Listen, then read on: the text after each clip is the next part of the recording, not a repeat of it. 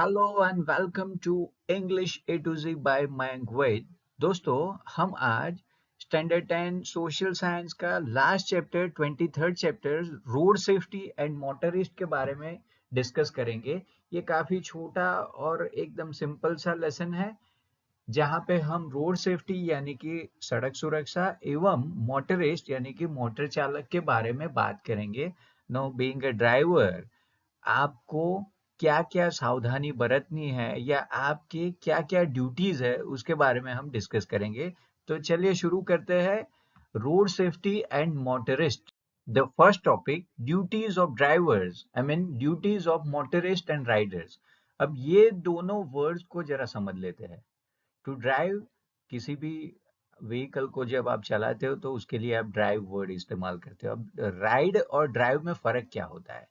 Generally, when you are driving vehicle with a four wheels or more than that, that is driving. और जब आप scooter या motorcycle या cycle चलाते हो तो उसको जब आप बेस्ट्रेडल पोजीशन में बैठते हो तो उसके लिए ये वर्ड है राइड। तो अब से हम समझेंगे कि राइडर यानी कि a person who is riding a two wheeler and a person who is driving four wheeler, that is driver. तो एक ड्राइवर की यानी कि मोटर चालक की या सवार की ड्यूटीज यानी कि कर्तव्य क्या है ये हम देखेंगे। It's a very common thing.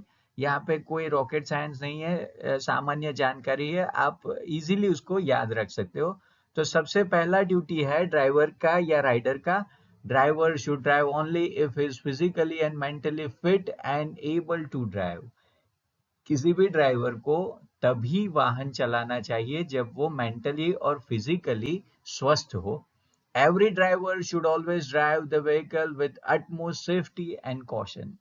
हर एक चालक को हमेशा सुरक्षा और सावधानी से अपना व्हीकल चलाना चाहिए। The driver should drive with full concentration without any distractions, keeping a constant eye on road and traffic while driving or stopping the vehicle. Care should be taken not to cause any discomfort or inconvenience to any person. तो driver को हमेशा concentration के साथ, सावधानी के साथ vehicle चलाना चाहिए और उस टाइम पे किसी भी तरीके का डिस्ट्रैक्शन नहीं है, उसका भी सावधानी बरतना चाहिए। और ड्राइविंग करते समय हमेशा उसकी नज़र रोड पे रहनी चाहिए और रोड पे आते जाते व्हीकल्स यानी कि ट्रैफिक पे भी उसकी नज़र रहनी चाहिए।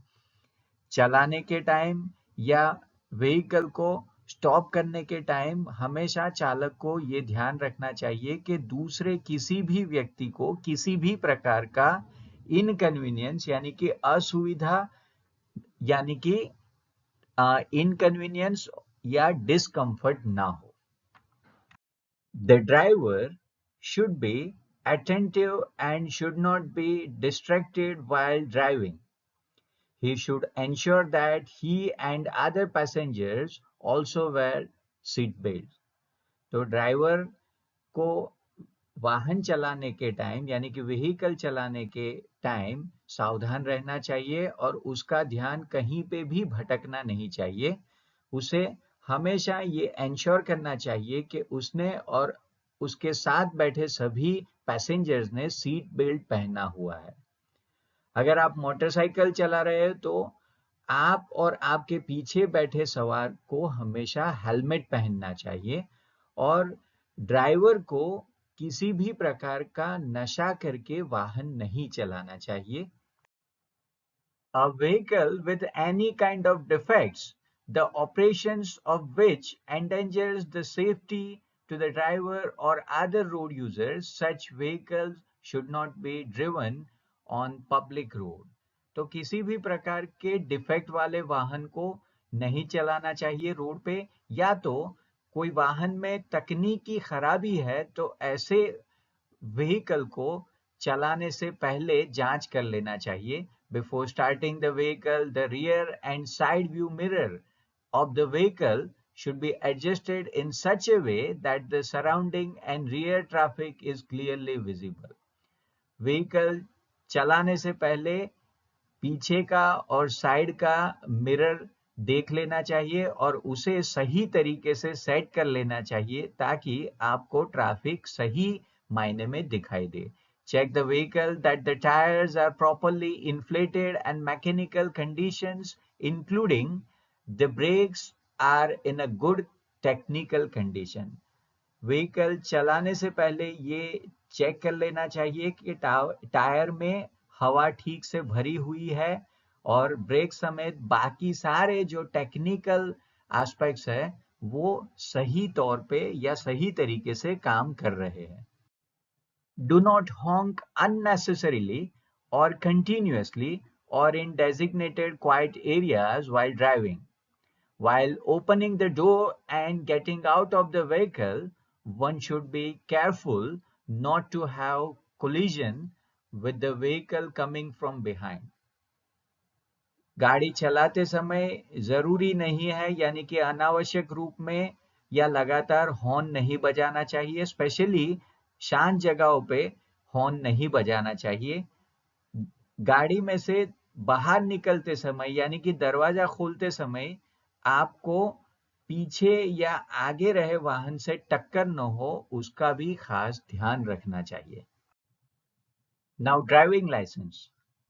तो ड्राइविंग लाइसेंस के लिए कौन सी चीज जरूरी है ये देख लेते हैं। It is mandatory that you have a license according to the type of vehicle you want to drive. आप जिस प्रकार का व्हीकल चलाना चाहते हैं उसके अनुसार आपके पास ड्राइविंग लाइसेंस होना अनिवार्य है। The age limit to get the driving license is, driving license प्राप्त करने के लिए आयु सीमा होती है और वो कैसे है चलिए देखते हैं। A person aged 16 years or older can get a license to drive a two-wheelers without gear, what you call it motorcycle without gear, इसको short form में MCWOG बोला जाता है, with an engine capacity up to 50 cc. 16 वर्ष या उससे अधिक आयु का व्यक्ति 50 सीसी तक की इंजन क्षमता वाला बिना गियर वाला टू व्हीलर चला सकता है। अब हकीकत में आज बाजार में 50 सीसी इंजन वाला विदाउट गियर व्हीकल अवेलेबल ही नहीं है, पर एक्टिवा या जुपिटर ऐसे व्हीकल के लिए आप ये लाइसेंस का इस्तेमाल कर सकते हो। A minor under the age of 18 years require the written consent of his guardian. अगर आप ऐसा व्हीकल चला रहे हो यानी कि 16 से आपका उम्र ज्यादा है पर 18 से कम है तो आप माइनर यानी कि नाबालिग बोले जाओगे और ऐसे केसेस में ये ड्राइविंग लाइसेंस के साथ साथ आपके गार्जियन यानी आपके माता या पिता का रिटन कंसेंट लिखित सहमति भी जरूरी है। A person who has a license to drive a LMV यानी कि light motor vehicle for more than 1 year can get a license to drive a heavy vehicle after completing 20 years of age. तो देखो होता है ऐसे है, after 16 years और in between 16 to 18 years आपको मोटरसाइकिल विदाउट गियर 50 सीसी तक के इंजन को ड्राइव करने का यानी कि चलाने का लाइसेंस मिलता है। 18 साल बाद आपको LMV यानी कि लाइट मोटर व्हीकल, सारी जो कार्स है छोटी मोटी उसको LMV लाइट मोटर व्हीकल बोला जाता है, whereas HMV यानी कि हैवी मोटर व्हीकल यानी मल्टी एक्सल व्हीकल जैसे ट्रक है, बस है, ये सारे हैवी मोटर व्हीकल्स है या मल्टी एक्सल व्हीकल है। तो देखो 16 से 18 साल में मोटरसाइकिल विदाउट गियर का लाइसेंस मिलता है, 18 से ज्यादा या 18 उम्र के बाद आपको LMV यानी कि कार चलाने का लाइसेंस मिलता है और कार चलाने का लाइसेंस 1 साल पुराना हुआ उसके बाद एंड टेक्निकली 20 साल कंप्लीट करने के बाद आपको ट्रक चलाने का यानी कि HMV हैवी मोटर व्हीकल का लाइसेंस मिल सकता है। अब लेन ट्रैफिक क्या है? लेन traffic when a road is divided into more than one section by a vertical line for ease of movement of traffic, each such section is called lane. तो लेन क्या होता है आप यहाँ पिक्चर में देखो ज्यादा क्लियर हो जाएगा। किसी भी रोड को ट्रैफिक इजीली मैन्यूवर हो पाए, ट्रैफिक इजीली जा पाए, उसके लिए ऐसे रोड पे वर्टिकल लाइंस ड्रॉ किए होते हैं। ये देखो यहाँ व्हाइट कलर के जो लाइंस है वो, और ऐसे हर एक हिस्से को लेन बोला जाता है। तो टेक्निकल यहाँ पे आप देखो, ये पहला लेन है, ये दूसरा लेन है, और ये तीसरा लेन है। तो लेन क्या होता है? हर एक रोड के सेक्शन को वर्टिकल लाइन में डिवाइड किया जाता है ट्रैफिक ईज के लिए, वो होता है लेन। Then the following point should be kept in mind while driving in lane. लेन में चलाने के टाइम आपको नीचे के नियम याद रखने हैं, या नीचे के पॉइंट्स याद रखने हैं। Light, medium speed and heavy vehicle should be driven generally in left most side. तो हल्के या मध्यम गति या भारी वाहन जो है, तो उसको जनरली आपको सबसे लेफ्ट वाली यानी कि बाई लेन में, आप यहाँ पिक्चर में देख सकते हो ये वाला। अब ये एक्चुअली ट्रक यानी कि हैवी मोटर व्हीकल का ही एक एग्जांपल है। तो हैवी व्हीकल जो होता है, बड़ा व्हीकल होता है, उसको सबसे लास्ट वाले यानी कि लेफ्ट साइड में सबसे लास्ट वाले लेन में चलाना होता है। फाइन, ये याद रखें आप, ये सबसे जरूरी है। Driver must always drive in their own lane, and if needs to change lane, then change lane only when it is safe to do so by giving appropriate signal in advance. तो driver को हमेशा अपनी लेन में ही vehicle चलाना चाहिए, और अगर लेन बदलने की आवश्यकता हो तो पहले उसे योग्य सिग्नल देके लेन बदलना चाहिए, ताकि कोई असुरक्षा या तकलीफ न हो। When a lane is marked for a particular class of vehicle, the driver should drive that class of vehicle in a particular lane only. No other class of vehicle can be driven in this type of lane. For example, motor cars or heavy vehicles cannot be driven in a two-wheeler lane. तो कोई specific वाहन है तो उसके लिए लेन निर्धारित किया जाता है, और ड्राइवर को वही लेन में वो व्हीकल चलाना चाहिए। इस प्रकार की लेन में किसी दूसरे प्रकार के व्हीकल को नहीं चलाना चाहिए। जैसे कि अगर टू व्हीलर का लेन है तो वहां पे कार नहीं चलाना चाहिए। When a road is divided by a vertical continuous yellow or a continuous white stripe, the driver should drive within that stripe and shall not cross the vertical stripe.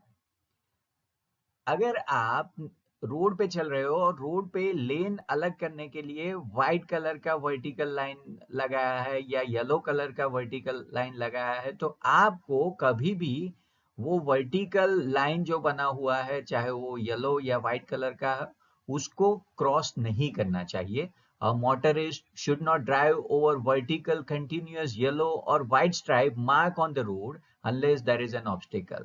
तो आपको जो भी वर्टिकल व्हाइट या yellow stripe बनाया है उसके ऊपर vehicle नहीं ड्राइव करना चाहिए। हाँ, अगर सामने कोई ऑब्स्टेकल है तो बात अलग है, तब आप वो व्हाइट या येलो स्ट्राइप पे अपना व्हीकल ड्राइव कर सकते हो।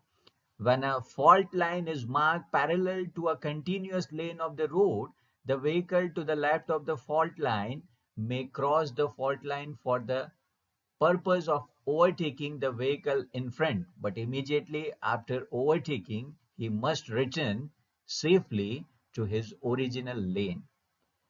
अगर ऐसे कोई वर्टिकल व्हाइट या येलो लाइन बनाया हुआ है या मार्किंग किया है, उसके बाजू में एक और लाइन है जो ज्यादातर येलो कलर का होता है, जिसको आप फॉल्ट लाइन बोल सकते हो। अगर आपको वो क्रॉस करके यानी कि ओवरटेक करना है तो आपको वो फॉल्ट लाइन क्रॉस करना पड़ेगा।